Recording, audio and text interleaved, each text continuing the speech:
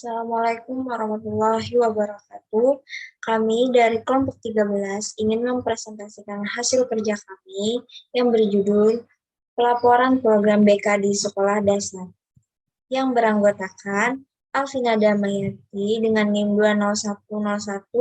2010123320008 dan saya sendiri Karlina dengan NIM 2010123320008. Jadi, pembahasan yang akan kami bahas yaitu yang A, pengertian pelaporan penilaian program BK di sekolah dasar, yang B, konsep pelaporan hasil evaluasi bimbingan dan konseling di sekolah dasar, yang C, tujuan dan manfaat penyusunan laporan program BK di sekolah dasar, yang D, langkah-langkah dalam penyusunan laporan program BK di sekolah dasar, yang E, sistematika penyusunan laporan pelaksanaan program BK di sekolah dasar, dan yang terakhir F, metode dari pelaporan penilaian program BK di sekolah dasar. Baik, yang pertama yang saya akan jelaskan yaitu yang A, pengertian pelaporan penilaian program BK di sekolah dasar. Pelaporan merupakan aktivitas selanjutnya yang dilakukan setelah melaksanakan evaluasi. Pelaporan pada hakikatnya adalah program yang mengatur dan mengilustrasikan seluruh hasil yang telah dicapai dalam evaluasi proses maupun evaluasi hasil, yang dapat memberikan suatu masukan untuk seluruh aspek yang terlihat terkait keberhasilan dan kekurangan dari program bimbingan dan konseling yang telah dilakukan khususnya pada tingkat sekolah dasar. 3 aspek yang diperlukan atau dilakukan dan diperhatikan dalam penyusunan sebuah laporan. Yang pertama, sistematika laporan hendaknya terstruktur dan bisa dipahami. Yang kedua, penjelasan laporan yang disusun hendaknya memperhatikan pokok penulisan dan kebahasaan yang telah dilakukan. Yang ketiga, laporan pelaksanaan program bimbingan dan konseling harus dilaporkan secara akurat dan tepat waktu. B. Konsep pelaporan hasil evaluasi bimbingan dan konseling di sekolah dasar. Sebagai kelanjutan dari kegiatan evaluasi, maka di dalam laporan penilaian kinerja bimbingan dan konseling memuat deskripsi, analisis hasil, dan yang terakhir pengambilan keputusan. Deskripsi hasil merupakan upaya untuk memberikan gambaran hasil penilaian kinerja yang telah dilaksanakan pada tahap analisis data. Analisis hasil juga merupakan gambaran pencapaian dari yang sudah ada dalam deskripsi tersebut. Sedangkan pengambilan keputusan adalah suatu proses untuk menentukan pada aspek pelayanan bimbingan dan konseling yang perlu diperbaiki, dikembangkan, atau dihentikan. Atau misalnya saja dalam beberapa hal berikut seperti yang pertama, perencanaan program. Khususnya dalam penyiapan instrumen yang komprehensif masih kurang sehingga kinerja guru pembimbing dalam aspek tersebut perlu ditingkatkan.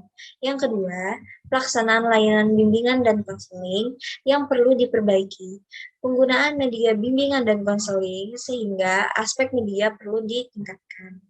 Dan yang terakhir, yang ketiga, dalam indikator evaluasi, pelaporan dan tindak lanjut masih perlu upaya untuk membuat laporan dan melakukan penelitian, khususnya penelitian tindakan bimbingan.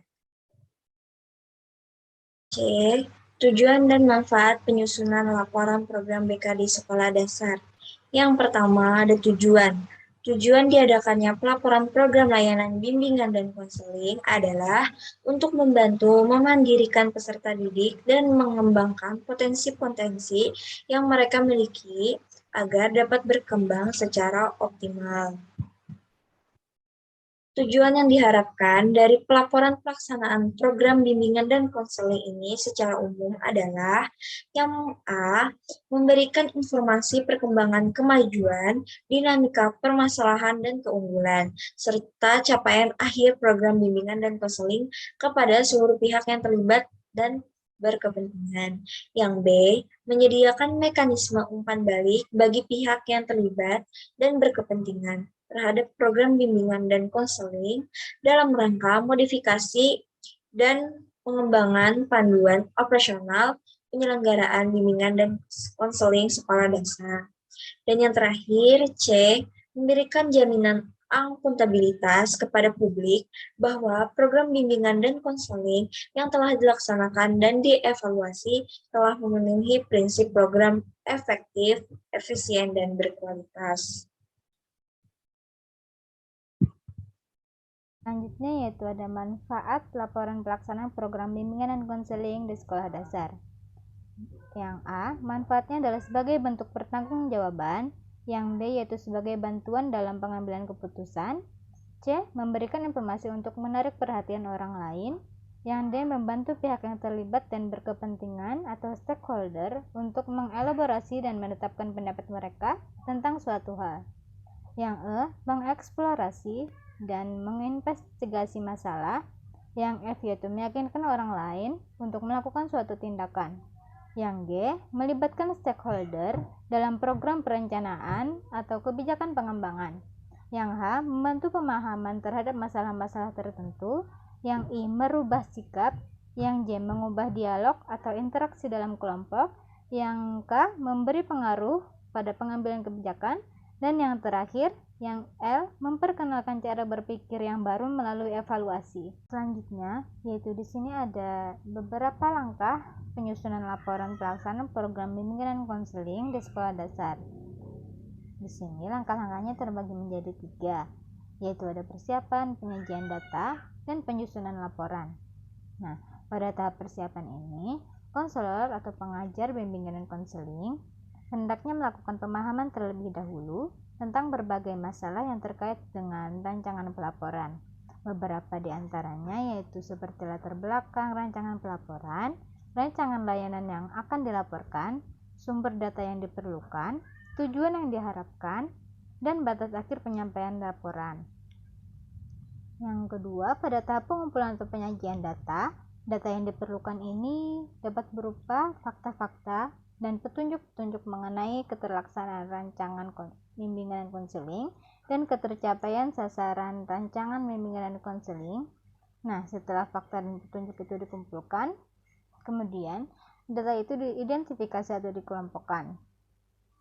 Nah, hasil dari pemahaman dan pengelompokan itu dideskripsikan dalam laporan pelaksanaan program bimbingan dan konseling. Yang terakhir, pada tahap penulisan laporan atau penyusunan laporan, penulisan laporan pelaksanaan program bimbingan dan konseling ini harus mengarahkan pada sistematika yang telah ditetapkan, sehingga laporan ini dapat tersedia secara runtut dan mudah dipahami. Selanjutnya ada sistematika penyusunan laporan pelaksanaan program bimbingan dan konseling di sekolah dasar. Sistematika laporan pelaksanaan program bimbingan dan konseling di sekolah dasar dapat dikemas dalam wujud bab per bab sesuai dengan kebutuhan yang diinginkan.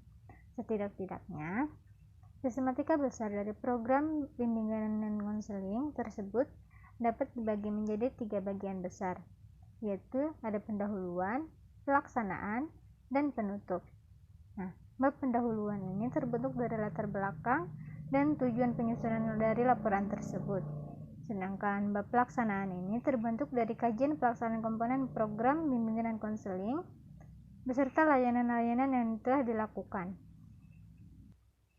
Sedangkan bab penutup merupakan inti dari keberhasilan pelaksanaan program bimbingan dan konseling secara keseluruhan dan saran-saran kepada berbagai pihak yang berkepentingan. Selanjutnya ada metode dari pelaporan penilaian program bimbingan dan konseling di sekolah dasar.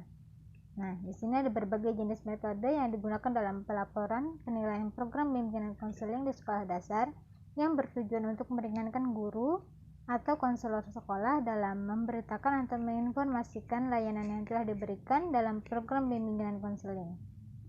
Menurut Prayitno, metode yang dapat dilakukan yaitu dengan yang pertama, mengamati partisipasi dan aktivitas siswa dalam kegiatan layanan yang artinya di sini kita dapat mengetahui bagaimana partisipasi atau kerjasama peserta didik dan bagaimana aktivitas mereka dalam pemberian layanan tersebut.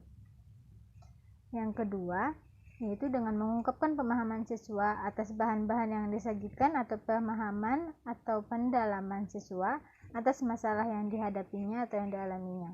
Nah, di sini kita sebagai guru atau konselor dapat mengetahui sejauh mana pemahaman peserta didik terhadap penjelasan yang diberikan oleh guru atau konselor terkait dengan masalah yang dialaminya. Selanjutnya yang ketiga yaitu mengungkapkan kegunaan layanan bagi siswa sebagai hasil dari partisipasi dan aktivitas siswa dalam kegiatan layanan.